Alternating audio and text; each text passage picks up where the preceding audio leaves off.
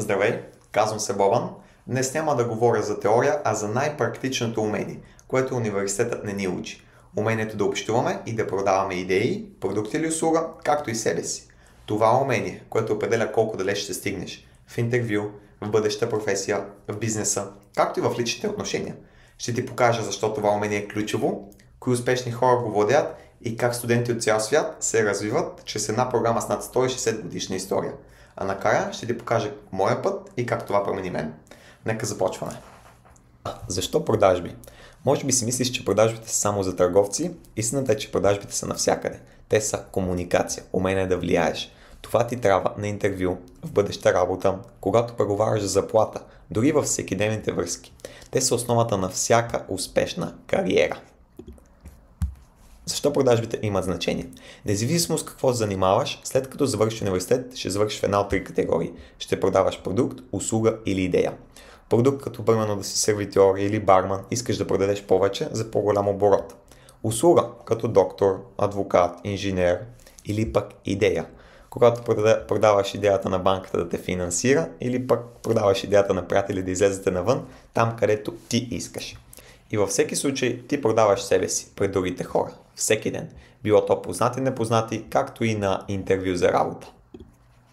Известни хора започнали с продажбите. Като дете, Илон Мъск продава от врата на врата шоколадови яйца.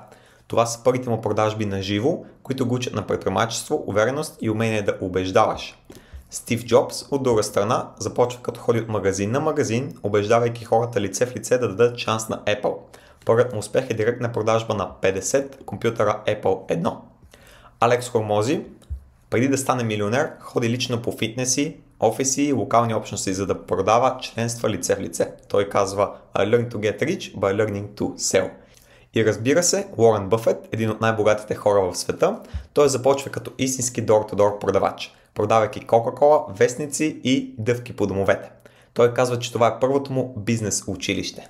Марк Кубан, един от Shark танковете, там където хора с добри идеи отиват и си пичват идеите и инвеститори инвестират в тях. Той също започва от врата на врата, като продава пликове, после и абонаменти в общежитията. Той казва, че Direct Selling teaches you confidence, resilience и hustle. JP de Georgia, това е една невероятна история за как е живяла в колата си, нямала никакви пари, продавала е шампуани от врата на врата, а днес е милиардер. И разбира се, Shelby Sapp, тя точно като студент започнала да продава от врата на врата Pest Control. Днес е един от най-разпознаваните лидери и доказателство, че продажбите са умение, което може да отвори огромни възможности. Нещо много често срещано за всички тези, които говорих сега, е, че са се занимавали с директни продажби. 80% от хората тук са продавали точно от врата на врата. И защо всъщност от врата на врата продажбите са толкова важни? Те са най-бързото комуникационно училище, тъй като има 100% практична атмосфера, постоянно се развиваш и е пълно с излизане от комфортната зона, откази и, така да кажем, страх. Когато си лице в лице с човек, който не те познава, научаваш комуникация от най-високо ниво. Не можеш да се скриеш зад екран. И това изгражда характер, увереност и дисциплина. Тук вече идваме ние. Кои сме ние? Southwestern Advantage. Аз винаги съветвам студенти, като цяло всички, преди да стартира нещо, да си проверяват източниците, да проверяват хората, с които ще работят. Нашата компания, Southwestern Advantage, е компания с история. Над 160 годишна компания. От 19 години сме в България. Работиме и развиваме студенти. Това е най-доброто място, за да се постигнат истински умения. Призната е за най-добрата Sales и Leadership програма. Печелили сме и Charles F. Kettering Award, която е супер престижна награда. Предишни победители са IBM, NASA, AT&T, Ford, General Motors и Disney. Като мисията на компанията е да бъде най-добрата организация в света, която помага на младежи да развият умения и характер, които ще са им полезни, за да постигнат целите в живота си. Какво правим? Програмата предлага работа, обучение от най-добрите лидери в компанията, менторство и преживяване, което буквално променя хората. Фокусът е върху уменията, които университетът не ти дава. И сега, моята история. Идвам от малък град, Сандански, той е в югозападна България. Като малък винаги съм се справил добре в училище, изкарал съм шестици, ходил съм на състезания по математика, страшно много състезания по математика съм печелил, както и съм ходил на национално състезание по шах. Наближавайки вече 12 клас и моето завършване, майка ме пита какво ще учиш.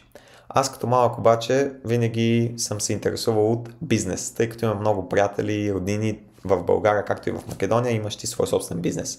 И казвам на мама, искам да имам бизнес. Бизнес, какъв бизнес? Нямам идея. И си мисля, добре, трябва нещо да запиша, за да уча. И си казвам, окей, хората работят, за да изкарват пари. Следователно, най-добрата работа е най-добре платената работа. Пиша в интернет, коя работа е най-добре платена? Излиза ми програмист.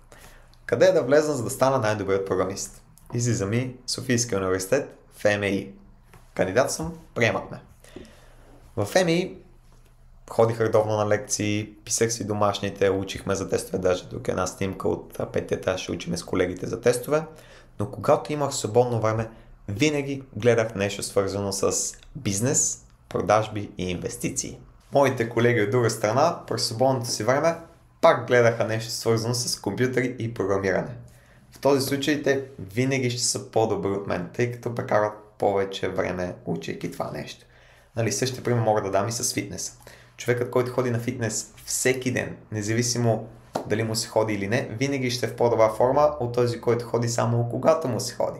Човекът, който учи всеки ден, винаги ще знае повече от този, който учи само когато му се учи. И така, докато един ден не получих телефонно обаждане от моя ментор Емил Цветков.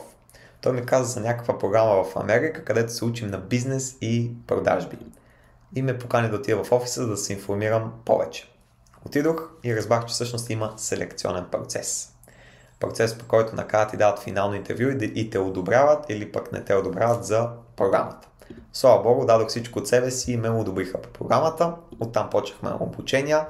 До там, че вече съм един от главните менеджери за България и тази година водих организация и съм супер доволен за това, че помагам на други студенти, начина по който беше помогнато и на мен.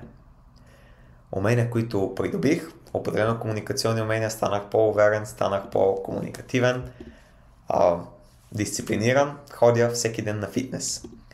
Станах по-организиран и с времето си. Преди да участвам в програмата, като някой приятел използваше график, ги базиках, вкарали ме в графика, нали? А в момента и аз използвам график, даже за един ден свършвам много повече работа, отколкото преди върших за 4 дена.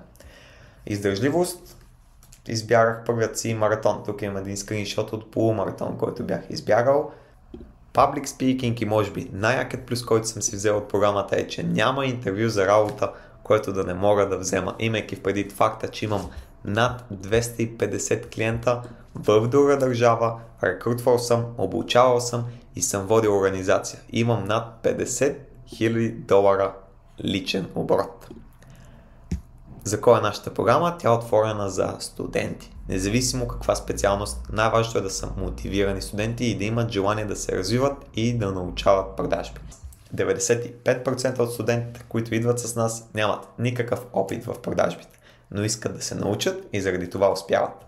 Както Марк Кубан е казал, почти всеки супер заможен човек, който е построил своето богатство, вместо да го наследи, има способността да продава своята визия, продукт или услуга.